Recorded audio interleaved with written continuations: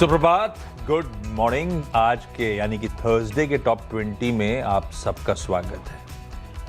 अभी भी काम चल रहा है, देख लीजिए आप। ये प्रोड्यूसर साहब को भेज रहे होंगे, ये टीम में ये ऐड कर लो, ये माइनस कर लो। जस्ट अभी बदला है। पूरी कोशिश करते रहते हैं, एंड तक ताजा रखें सब कुछ। गिफ्ट निफ्टी कह रहा है भाई चौथा दिन होगा हम सल्क कर रहे होंगे, 3 दिन से दबाव है। आज भी 40-50 पॉइंट इन रेड शुरुआत होने के इंडिकेशंस हैं। मूड ऐसा हमारा ही नहीं है।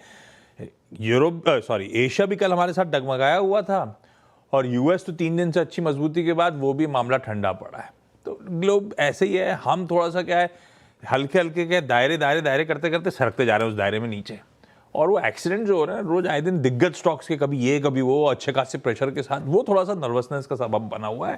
खैर देखते हैं आज का सेशन कैसा जाता है, एक्सपायरी डे कैसा जाता है। आज सेंसेक्स के वीकली कॉन्ट्रैक्ट्स की एक्सपायरी है। ऐसे में टीम कैसे बनी है, शुरुआती खिलाड़ी कौन से हैं भाई साहब? Good morning. Good morning. और गिफ्ट निफ्टी तकरीबन 50 अंकों की गिरावट दिखा रहा है। एशिया तो आपने ऑलरेडी बता दिया कि यूएस के मार्केट्स में भी कुछ खास एक्शन देखने को नहीं मिला। एक बड़ी दिक्कत की बात है कि खबरों का अभाव है मार्केट्स में, क्योंकि अब रिजल्ट सीजन शुरू हो गया तो खबरों का आना कम हो गया। खबरें आ भी रही हैं तो इतनी इम्पैक्टफुल नहीं है। अब जो क्वार्टरली अपडेट्स आ रहे थे वो उसका भी सिलसिला अब खत्म हो गया।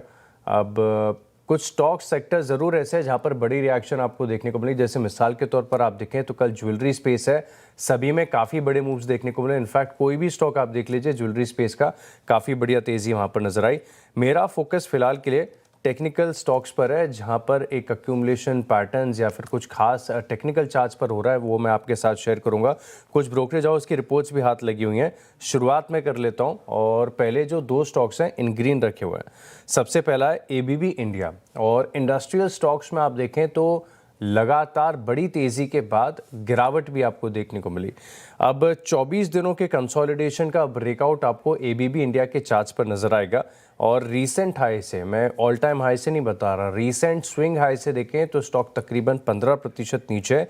लेकिन जिस प्रकार का पैटर्न यहाँ पर बना हुआ है, जिस प्रकार के मूव यहाँ पर देखने को मिल रहे हैं, कल देखिए 1-1.25% की तेजी देखने को मिली थी, और एक महीने में देखें तो 4-5% के मूव ही स्टॉक में देखने को मिले। लेकिन पैटर्न कन्विक्शन दे रहा है कि अब डाउन साइड थोड़ी सी रिस्ट्रिक्टेड है, अप मूव किसी भी दिन आ सकता है। और इनफैक्ट पैटर्न ऐसा है कि सजेस्ट कर रहा है कि अप मूव अगर यहाँ से आएगा तो बड़ा ही देखने को मिलेगा। तो एबीबी इंडिया ये पहला स्टॉक है जिसे कन्विक्शन के साथ इन ग्रीन अपनी लिस्ट में शामिल कर रहा हूँ। दूसरा स्टॉक है एसआरएफ, और इसमें जब multi year multi decade breakout देखने को मिला था तब इस स्टॉक ने पीछे पलटकर ही नहीं देखा। बड़ी तेजी यहाँ पर आ गई थी, फिर उसके बाद हल्का फुल्का पुल बैक, और अब ये एक बड़ी सी रेंज में फंस चुका है स्टॉक। फिलहाल के लिए थोड़ा सा इंडिसीजन देखने को मिल रहा है, क्योंकि रेंज इतनी बड़ी है कि स्टॉक में कुछ ज़्यादा हलचल नहीं है।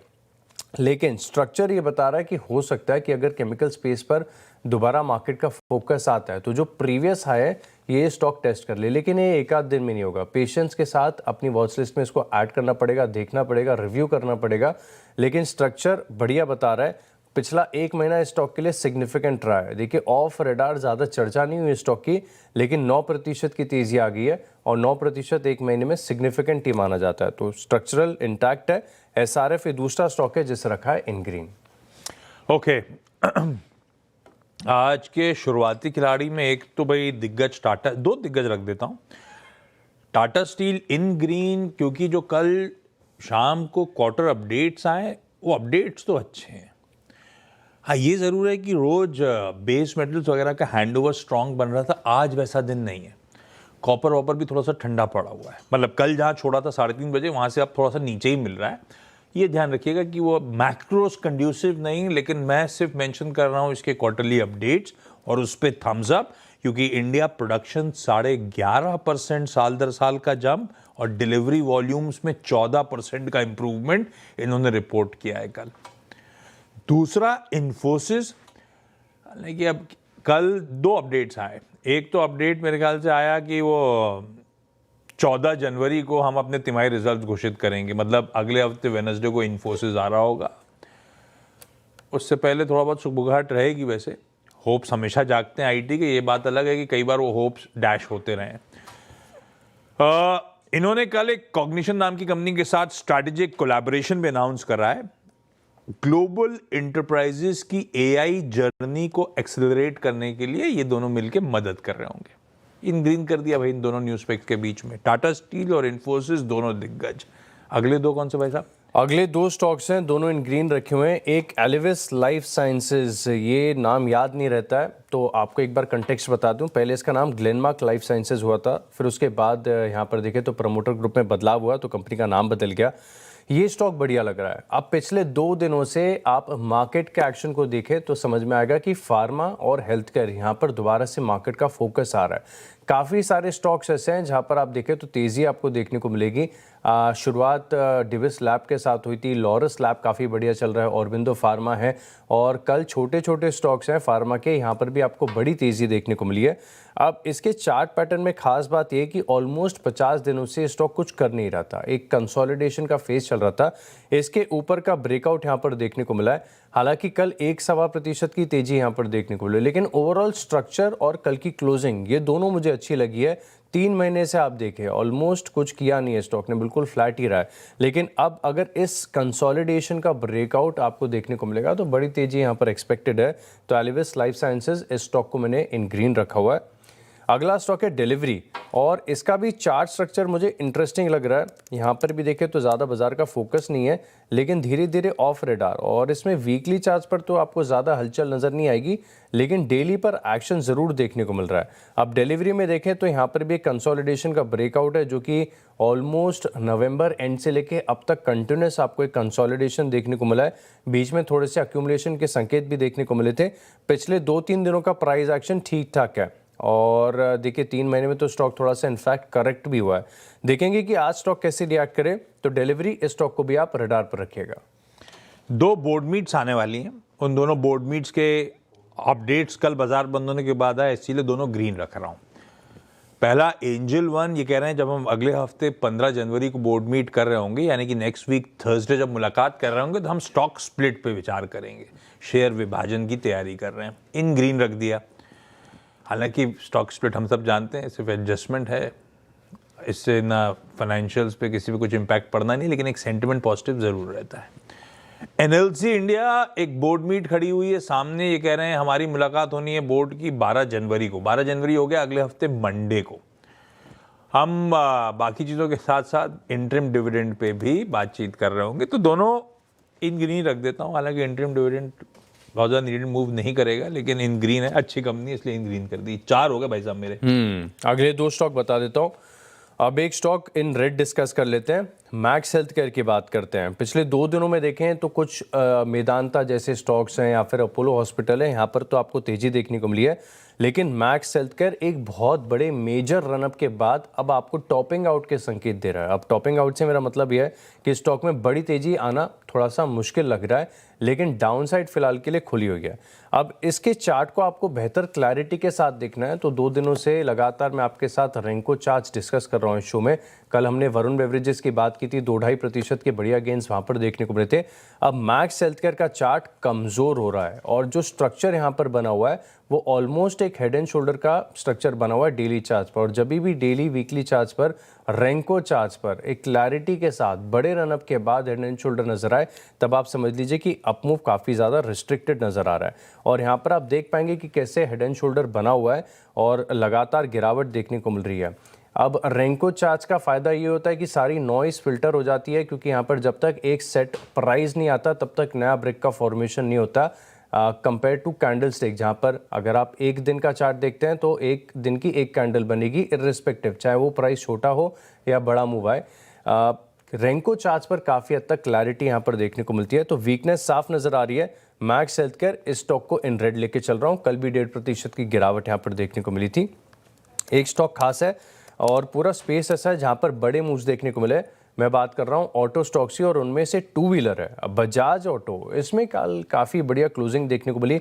कल की क्लोजिंग आप देखें तो ऑलमोस्ट डे हाई के करीब है, 1.5% के मूव्स यहाँ पर देखने को मिले, लेकिन कल बड़ी रेंज का ब्रेकआउट यहाँ पर देखने को मिला है। और जिस तरीके से लगातार ये स्टॉक बढ़ता जा रहा है, एक अपवर्ड स्लोपिंग ट्रेंड लाइन ये फॉर्म होती जा रही है, और स्टॉक मैं मान रहा हूँ कि इसको लगातार रिस्पेक्ट करता जाएगा। अच्छी तेजी है, कल की क्लोजिंग काफ़ी बढ़िया, टेक्निकल स्ट्रक्चर बहुत अच्छा है, इसके लिए स्टॉक को रखा है इन ग्रीन। अगले 2 में एक हडको, housing and urban development corporation, इन्होंने छत्तीसगढ़ स्टेट गवर्नमेंट के साथ एक MOU, एक करार साइन किया है। हाउसिंग और इंफ्रास्ट्रक्चर प्रोजेक्ट्स एग्जीक्यूट करने के लिए वहां पे फाइनेंशियल असिस्टेंस प्रोवाइड करेंगे वर्थ 1 लाख करोड़। बालाजी अमाइंस को ग्रीन रखा। कल शाम को उन्होंने अपडेट दिया कि इनको एलिजिबिलिटी सर्टिफिकेट मिला है पैकेज स्कीम ऑफ इंसेंटिव्स के अंतर्गत महाराष्ट्र सरकार द्वारा मेगा प्रोजेक्ट्स के अंतर्गत। अब इसमें एलिजिबल होंगे ये लोग industrial promotion subsidy 258 crore rupees तक की। एलिजिबल होंगे फिनिश प्रोडक्ट्स पे SGST टैक्सेस जो पेबल होते हैं उस पे रियायतों के लिए। इलेक्ट्रिसिटी ड्यूटी एग्जम्पशंस होंगे, 100% एग्जम्पशन होंगे स्टैम्प ड्यूटी पेमेंट्स पे अगले 7 सालों के लिए। तो प्लांट के लिए तमाम इंसेंटिव स्कीम के अंदर मेगा प्रोजेक्ट्स के अंतर्गत महाराष्ट्र सरकार ने हामी दे दी है। खबर ठीक है, इसीलिए इसको भी ग्रीन कर दिया। 6 पूरे हो चुके हैं। क्विकली छोटा सा ब्रेक के उस पर जब लौटेंगे तो अगले 4 पे बातचीत।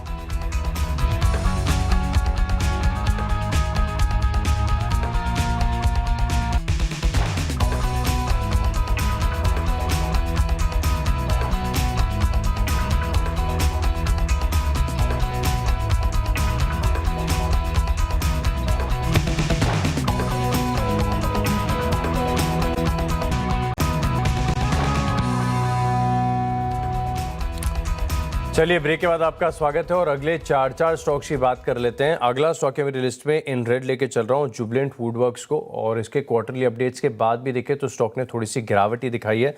इनफैक्ट कल भी राउंड फिगर 2% की गिरावट देखने को मिली थी। अब आज दरअसल एक तो टेक्निकल स्ट्रक्चर इसका खराब हो ही चुका है। स्टॉक लंबी अवधि से काफ़ी इनफैक्ट लंबे समय से कुछ कर नहीं रहा है, निवेशकों का पैसा बन नहीं रहा। इस थीम में प्रीमियम वैल्यूएशन कमांड करता है। आज मैक्वायरी की तरफ से QSR स्पेस पर पूरी रिपोर्ट आई है जहां पर ये बता रहे कि जो डिमांड ट्रेंड्स है बड़े सबड्यूड नज़र आ रहे हैं और इसी के चलते इस पूरे सेक्टर में वो EPS के जो अपने अनुमान है इसे घटा रहे हैं, EPS कट कर रहे हैं। एक और ख़ास बात यहाँ पर ये नज़र आ रही है कि ज़्यादातर ब्रोकरेज हाउस पिछले एक हफ्ते में देखें तो ये देवयानी इंटरनेशनल, सफायर फूड्स, क्योंकि इनके पास भी पिज़्ज़ा हट आ जाता है, तो इसकी सिनर्जी पर ज़्यादा बुलिश नज़र आ रहा है कंपेयर टू जुबिलेंट फूडवर्क्स। और कंपैरिजन भी ऐसे देखने को मिल रही है कि ये जो कंबाइंड एंटिटी है ये जुबिलेंट फूडवर्क्स के साथ काफ़ी अच्छी तरीके से compete कर पाएगी। अब मैक्वायरी की जो रिपोर्ट देखें, इनका एक प्रिफर्ड ऑर्डर है कि स्टॉक्स इन्हें कैसे पसंद आते हैं। तो ऑब्वियसली क्योंकि जो सिनर्जी बेनिफिट है काफ़ी बढ़िया बताया जा रहा है, तो देवयानी और सफायर ये पसंद आते हैं। दूसरे नंबर पर वेस्ट लाइफ है और फिर जुबिलेंट है। तो यहाँ पर फिलहाल के लिए आप देखें तो जुबिलेंट थोड़ा सा साइडलाइंड हो गया है, ज़्यादा बातें नहीं हो रही है इसकी और कन्विक्शन भी कम होता जा रहा है। तो इसी के चलते इस स्टॉक को इन रेड लेके चल रहा हूँ। दूसरा स्टॉक है L&T। यहाँ पर आप नज़र रखिएगा और बजट से पहले आमतौर पर थोड़े से मूव यहाँ पर देखने को मिलते हैं, लेकिन ये स्टॉक ऑलमोस्ट अपने हाइस के आसपास ही है। थोड़ा ऊपर नीचे हो सकता है अपने ऑल टाइम हाई से, लेकिन फिलहाल के लिए उसी जोन के आसपास ट्रेड कर रहा है। टेक्निकल्स तो नो डाउट बहुत बढ़िया है, लेकिन बाजार का फोकस दोबारा से कैपिटल गुड्स, इंडस्ट्रियल्स यहाँ पर आ रहा है। इसी के चलते प्राइस एक्शन भी सपोर्टिव है, टेक्निकल स्ट्रक्चर पूरा कन्विक्शन दे रहा है। कल आधे % की तेजी के साथ बंद हुआ, तो L&T को सिर्फ अपनी वॉच लिस्ट में शामिल करें। अच्छा, नेक्स्ट 2 स्टॉक जो हैं उसमें एक तो ग्लैंड फार्मा, इनकी एक ऑप्थेल्मिक सॉल्यूशंस की दवा को US FDA से मंजूरी मिली है, तो इन ग्रीन रखा। पेनेशिया बायोटेक एक वैक्सीन पे काम कर रहा है जो कि पहली indigenous single shot dengue vaccine होगी भारत में। ये वैक्सीन 2027 में भारत पे उतरने की तैयारी हो रही है और उसका फाइनल और 3rd फेज ऑफ ट्रायल के लिए कल इन्होंने अपडेट दिया कि जो स्टडी पार्टिसिपेंट्स इनरोलमेंट था वो पूरा कर लिया है ह्यूमंस का। अपडेट आता हुआ अब उस लाइन समय की तरफ बढ़ना है। इन ग्रीन रख दिया ग्लैंड को और पेनेशिया को। वैसे फार्मा ऑफ लेट जब मूड बिगड़ता है तो स्टॉक्स कल अच्छा कर रहे थे फार्मास्यूटिकल्स, देखिएगा आज किस तरह से बिहेव करते हैं। आखिरी 2 कौन से भाई साहब? आखिरी 2 एक ही स्पेस से है और यहाँ पर काफ़ी लंबे समय से ब्रोकरेज हाउस की जितनी भी रिपोर्ट्स आप पढ़कर देखें, इस पूरी इंडस्ट्री में रिवाइवल के संकेत बता रही है। हाई से बड़े करेक्टेड स्टॉक्स हैं और मैं बात कर रहा हूँ बिल्डिंग मटेरियल्स में। एक तो एस्ट्रल हो गया और दूसरे स्टॉक का भी नाम एक ही साथ आपको बता देता हूँ क्योंकि तर्क एक ही है, फिनोलेक्स इंडस्ट्रीज। ये 2 स्टॉक हैं। हालांकि मैं सुप्रीम को भी देख रहा था, सुप्रीम का भी स्ट्रक्चर सेम है, पीयर ग्रुप की कंपनी है, तो आपको जो स्टॉक पसंद आए वो अपनी लिस्ट में शामिल कर सकते हैं। इन दोनों के चार्ट्स पर लाइकली रिवर्सल यहाँ पर देखने को मिल रहा है। हालांकि पूरे कन्विक्शन के साथ तो नहीं है, लेकिन ब्रोकरेज हाउस की जो रिपोर्ट्स हैं ये काफ़ी ज़्यादा ऑप्टिमिस्टिक हो रही हैं भाव के हिसाब से, वैल्यूएशन और ग्रोथ प्रोस्पेक्ट्स के हिसाब से। अब Q3 ये बड़ा की मॉनिटरेबल रहेगा। अगर इस क्वार्टर में निराश कर दिया तो दिक्कत हो जाएगी, लेकिन अगर इस क्वार्टर में प्रदर्शन बढ़िया हो गया तो हो सकता है कि अब यहाँ पर पूरे सेक्टर में, पूरे स्पेस में आपको री रेटिंग देखने को मिले। तो एस्ट्रल लिमिटेड और फिनोलेक्स इंडस्ट्रीज, इन दोनों स्टॉक को लेकर चल रहा हूँ इन ग्रीन। मिडवेस्ट मेरे ख्याल से हाल की लिस्टेड कंपनी, इसको आंध्र प्रदेश के department of mines and geology से क्वारी लीज वर्क ऑर्डर मिला है। बेसिकली खदान में काम करने की परमिशन मिल गई है, इन ग्रीन रख दिया। LG इलेक्ट्रॉनिक्स को रेड रख रहा हूं, हालांकि ये सारे स्टॉक पता नहीं खासे वीक होते चले जा रहे हैं। आज फोकस में इसीलिए है क्योंकि वो एक part of anchor lock in खत्म हो रहा होगा। बेसिकली 1.5 करोड़ शेयर्स के आसपास फ्री अप हो रहे होंगे, अवेलेबल फॉर ट्रेड होंगे। लाल रख रहा हूं, लेकिन इसका कोई मतलब नहीं है, जरूरी नहीं इनमें से एक भी शेयर बिकना है बाजार में। खैर, ये ओवरहैंग के तौर पर रख लीजिए लाल।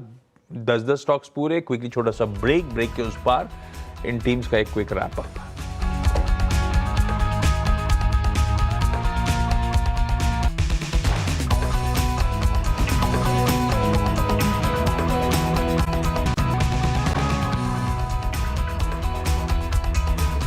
चलिए, ब्रेक के बाद आपका स्वागत है और अब 20 स्टॉक्स का रिकैप देख लेते हैं। शुरुआत मैंने की ABB इंडिया और SRF के साथ। एलिविस लाइफ साइंसेज यहाँ पर नजर रखिएगा। डिलीवरी के चार्ट स्ट्रक्चर थोड़े से सुधर रहे हैं। मैक्स हेल्थकेयर पर ब्रेकडाउन हुआ है और L&T, एस्ट्रल और फिनोलेक्स इंडस्ट्रीज, साथ में जुबिलेंट फूडवर्क्स, इन स्टॉक्स को भी लिस्ट में शामिल करें।